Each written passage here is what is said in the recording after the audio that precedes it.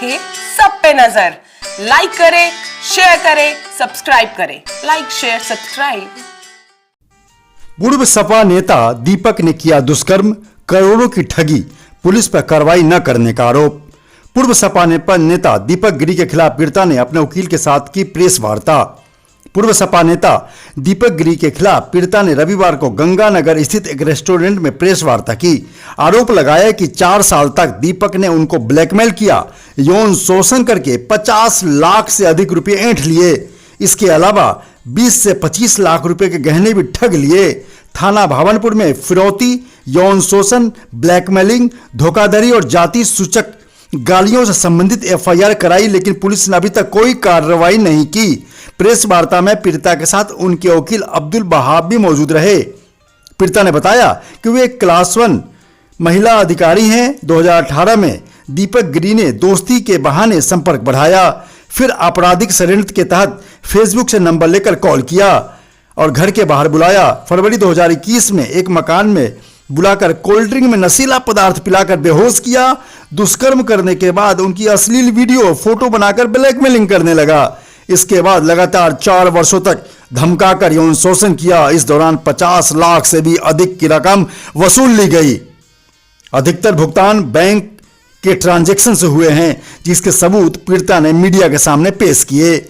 बताया कि दीपक ने ब्लैकमेलिंग कर दबाव देकर उसके पति के खिलाफ तलाक का मुकदमा डलवाया, जबरदस्ती साथ रहने का दबाव बनाया। महिला ने मीडिया को बताया कि कांग्रेस नेत्री पूनम पंडित से सगाई के बाद 16 अक्टूबर को दबाव देकर साथ रहने के लिए समझौतानामा बनवाया। जब विरोध किया तो सपा नेता ने जान से मारने की धमकी दी।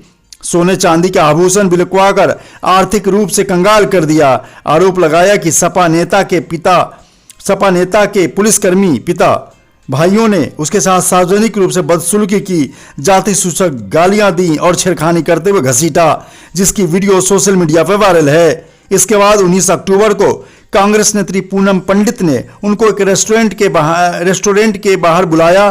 पूनम ने अपने मंगेतर दीपक के पक्ष में वीडियो बनाने के लिए कहा, अरविंद गिरी पर आरोप लगाने के लिए कहा, जिसके सबूत उनके पास हैं। जब वीडियो बनाने से मना किया तो अपहरण का प्रयास किया। मुकदमा दर्ज होने के बावजूद भावनपुर थाने में पुलिस ने अब तक कोई कार्रवाई और गिरफ्तारी नहीं की।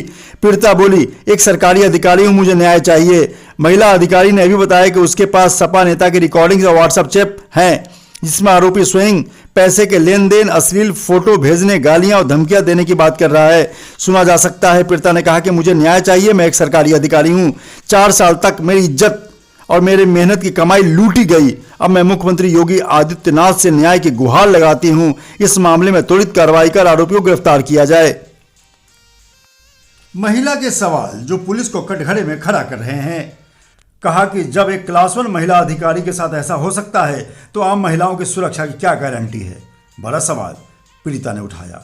लेकिन अब तक मेरी चुप्पी को कमजोरी न समझा गया, लेकिन अब मैं कानून के जरिए हर उस व्यक्ति को जवाब दूंगी जिसने मेरे साथ विश्वासघात, शोषण, अमानवीय व्यवहार किया।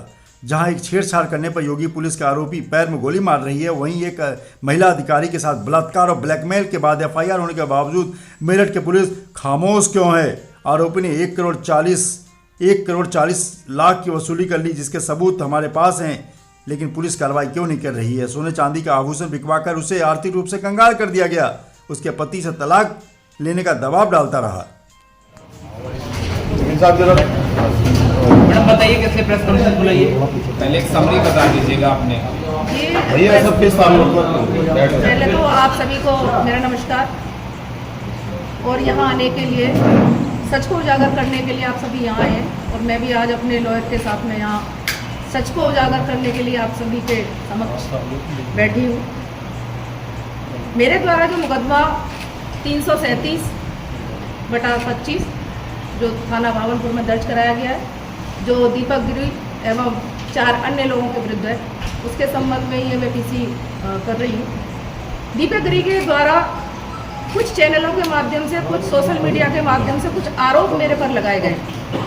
पहला उनका आरोप है कि उनकी मुलाकात मेरे से 2021 में शायद मंजू जी के यहाँ हुई, जो कि निराधार है, बिल्कुल गलत है। उसके साक्ष्य मैं आप सभी को अभी शेयर करूंगी। इनसे मेरी मुलाकात पहली बार 2020 नवंबर में हुई थी। ये अपने भाई की शादी का कार्ड देने आए थे। उससे पहले ये लगातार 2 वर्ष तक फेसबुक पे मेरे फेसबुक फ्रेंड थे। 2018 में इनकी जो है फ्रेंड रिक्वेस्ट आई थी और उसी के माध्यम से मैं इनको जानती थी। तो पहली बार ये नवंबर में जब शादी का कार्ड देने अपने भाई की का आए तो मैं अपने पति और बच्चों के साथ इनके भाई की शादी में गई हूँ। उसके एविडेंस हैं, फ़ोटो है मेरे पास इनकी भाई की शादी के। उसके बाद धीरे धीरे इन्होंने जो है मेरे से बातचीत शुरू करी।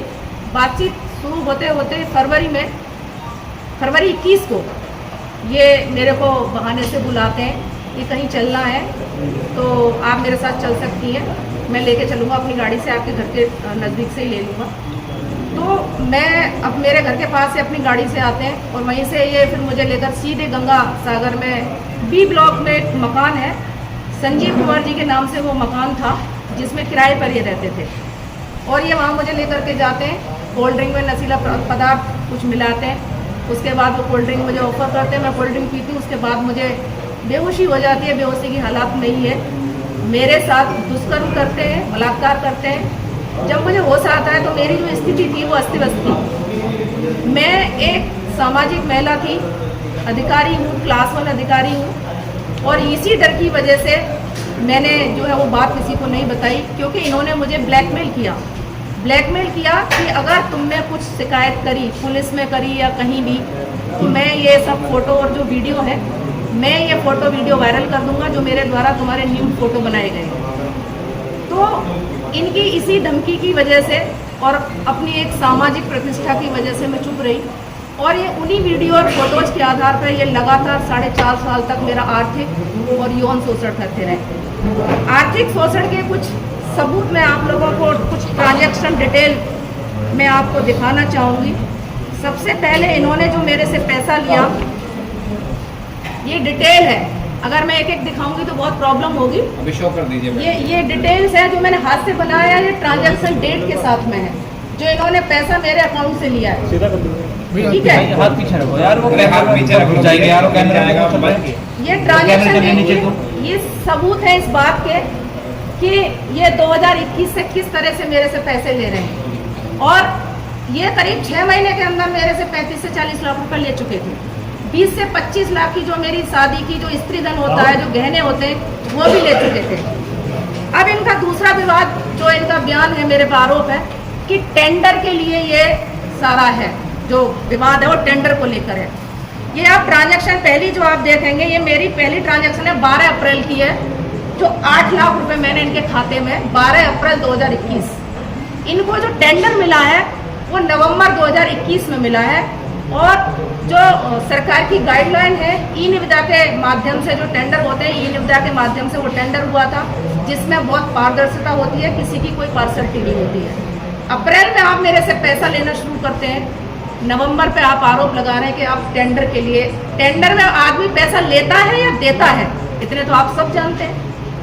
टेंडर अगर किसी को दोगे तो कोई लोग लेते हैं, ये उल्टा मेरे से पैसा ले रहे थे। ये साक्ष्य है इस बात के कि मेरा किस तरीके से ब्लैकमेल करके मेरे जो असली वीडियो उन्होंने बनाए थे उसके आधार पर ये मेरा शोषण कर रहे थे। तीसरा, इन्होंने एक बयान दिया था, पति पत्नी का आपसी विवाद था, जो सबसे पहला स्टेटमेंट इनका आया था।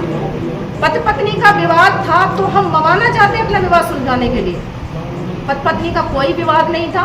मेरे पति यहाँ पे मौजूद हैं, वो बता देंगे कि पति पत्नी का भी मैं उनको अभी यहाँ बिठाऊंगी। तीसरा, इन्होंने कहा कि मेरे पति ने इनको एक शपथ पत्र दिया है जो मेरे विरुद्ध है। तो मैं उनसे कहूँगी आप जरा 1 मिनट इनको बताइए कि आपके द्वारा वो शपथ पत्र दिया है कि नहीं दिया है। आप आ जाइए। मेरे द्वारा जो भी दिखाया जा रहा है कि मैं शपथ पत्र दिया है और मेरे द्वारा नहीं दिया गया, तो उस पर मेरा ऑफिसर साइन है, मैं देखा उसको तो उसमें हिंदी में साइन किए हुए हैं। मेरा ऑफिसर साइन कर हिंदी में लिखा तो इंग्लिश में साइन। ये माइक नहीं दे दो आप, आवाज ही नहीं आएगी, माइक दे दो, कोई फायदा नहीं। हाथ में लेके बोल दीजिए। हाँ, लगा लो। सोशल मीडिया पर मेरे नाम से एफिडेविट दिखाया जा रहा है, कोई नहीं रहने वो कोई नहीं। तो वो मेरे को ऐसा कहा जाता है मैंने दिया एफिडेविट को, जो कि गलत है, वो फर्जी बनाया हुआ है। और जो उस पर मैंने गौर से लिखा है, उस साइन जो दिए हुए हैं वो हिंदी में लिखे हुए हैं। मेरे ऑफिस हमेशा इंग्लिश में होते हैं, जो अब इस चीज़ से आप अंदाज़ा लगा सकते हैं कि ये किस हद तक जाकर के ये फर्जीफिकेशन कर रहे हैं। एक लास्ट इनका जो आरोप है, पहला जो बयान देते हैं दीपक गिरी, कहते हैं कि पति पत्नी का झगड़ा जो कि नहीं था, जो अभी स्पष्ट आपके सामने हो चुका है। दूसरा कहते हैं टेंडर का, जो मैंने